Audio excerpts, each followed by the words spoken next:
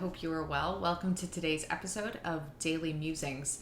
Today I wanted to talk about the idea of logic being a limited frame. So I've been thinking a lot about framing today because I'm going through a course on creativity. It's actually a really nice reprieve because I've been doing a ton of type A kind of work lately. I've been doing a course launch, which involves lots of emails and correspondence and just a lot of like really small little technical things, getting things set up and everything like that. So kind of interspersing that with moments where I'm working through a course that's about creativity and self-improvement is a really nice balance because I can kind of just like sit back and introspect, which is basically the opposite of everything else I'm doing right now. So since I've been doing this, I've come across the idea that I latched onto quite quickly because it is something that I've been thinking about a lot. And that is the idea of logic being just one of many frames that we can use to solve our problems in life, but how logic in and of itself can be kind of limited, even though it's obviously very useful. I hesitate to make a video like this because we tend to really revere logical thinking, even myself. So I'm an artist type personality, but there's this sort of like hierarchy of ways of thinking. So if I am crisp and logical and objective and rational, it means that I'm smart. So there's this kind of equating logic with intelligence, which is true in a limited sense. There are obviously many other kinds of intelligence, not just specifically rational and logical intelligence, emotional intelligence, social intelligence. There are other aspects of this, but we tend to, and I'm generalizing here, but as a society, tend to put this sort of supreme importance on being able to think objectively and think logically about things. And I notice that in my own behavior where I sometimes reject emotions in small and large ways because I see emotions as being like kind of annoying. It's like the things that get in the way sometimes. I mean, emotions like happiness and stuff, obviously that's nice and pleasant, but I tend to feel like, okay, if you're responding emotionally to things as opposed to responding logically, you are less smart. And I know I'm not the only one to think this, even though I don't genuinely, deep down, believe it's true. I don't believe it's true. I do not believe that a logical person is more intelligent than someone who's responding emotionally. And I'll explain why. But I act as though that's true. I sort of reject my own emotional responses to things. And here's where this logical frame becomes limited in our lives. Because what ends up happening, if you look at things, if you look at life from a purely logical, objective point of view, then nothing matters. And that's the true, like objectively, literally true. If you follow logic to its philosophical conclusion, it's that we live, we die, the things we do don't really matter. Like as soon as we're gone, and we don't really leave legacies. Everything will eventually be obliterated. It's kind of almost like a nihilistic way of looking at things, but it is logically true. Like we are biological beings who are born and die, and we can do some things, we can have some fun, but ultimately nothing really means anything. I think the natural conclusion of logical, rational thinking is that nothing means anything. So this is a problem because if you have the kind of this really strong adherence to logic, I think sometimes that also ends up being this strong feeling, this strong philosophical feeling that life doesn't really matter, or it's not that it doesn't matter, it can be enjoyed, but there's no meaning or deeper meaning because it doesn't logically make sense. And this is where I think emotions actually have the upper hand on logic, because emotions are the things that drive us to action. Emotions are the things that give us a sense of meaning. If we say that, I get my meaning from, interacting with my friends or family, whatever, something simple, then that's not logical. You're basing that off of an emotional impulse. So emotion can be powerful because it can be the thing to get you to do something.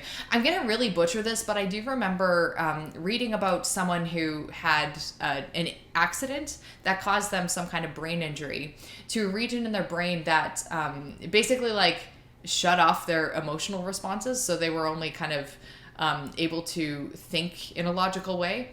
And this crippled them in making decisions. Because when you make decisions, you're constantly using emotions to create a sense of prioritization. So what do I want to eat for supper tonight? What career do I want to choose? What relationship do I want to be in? Do I want to have kids? All of these decisions are based on emotion. And emotion is a part of the way we prioritize everything in our lives, our values, our, our decisions. So if you remove emotions from the equation, or if you overemphasize the importance of logic, what ends up happening is you sort of lose some of your motivation and you lose your sense of priorities. It can be difficult to make decisions in life. It can be difficult to get up and do anything if you have this sort of underlying feeling that nothing really means anything anyway. I've known people in this state. I've been someone in this state. So it's something that I like to think about, because if I go through a period of, relative meaninglessness, I like to think about, okay, why did that happen? What's the cause here? And I think sometimes it's important to remember that we have our favorite way of looking at the world. Some of our favorite ways of looking at the world are going to be different, but a lot of us favor logic. We like looking at the world in an objective way. We like being considered like a reasonable person. People who look at the world in, say, a really spiritual way. So people who are very religious, or maybe they're really into like reading tarot cards or something. We tend to like, oh, that's like fun Aunt Terry. She's a little weird. She's not really that smart. We kind of have this association with logic and intelligence. So the important thing to remember is that this is just one of many ways to look at life. Your Aunt Terry can look at, I don't know any women named Terry. Your Aunt Terry, that's okay. Your Aunt Terry can look at life in a spiritual way, and that's going to create a different set of choices for her versus someone who looks at things purely logically, which is going to give them a different set of choices. And it's not that one is better than the other. It's just that they both have their strengths and weaknesses.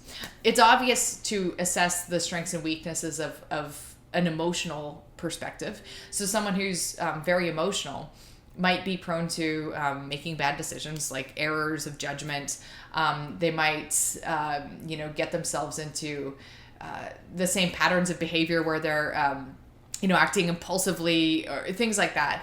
But these people who tend to act emotionally tend to be quite good at being motivated, being interested, engaged. They tend to have interesting stories. They tend to have a sense of like meaning or purpose or adventure, or some kind of emotion that's driving them that actually allows them to be more of the driver in their own life, even if that also means that they're kind of crashing their cars a lot of times. So just because you're letting emotion be the driver, I mean, it can obviously have a lot of downsides too. But it's important to remember the same is true of the logical frame. It's not this like infallible frame of looking at the world where you're immune from any consequences or bad side effects. It's a good vehicle, but it's also going to get you into accidents if you're allowing it to expand to the point where life doesn't necessarily have a lot of meaning, because meaning is emotional.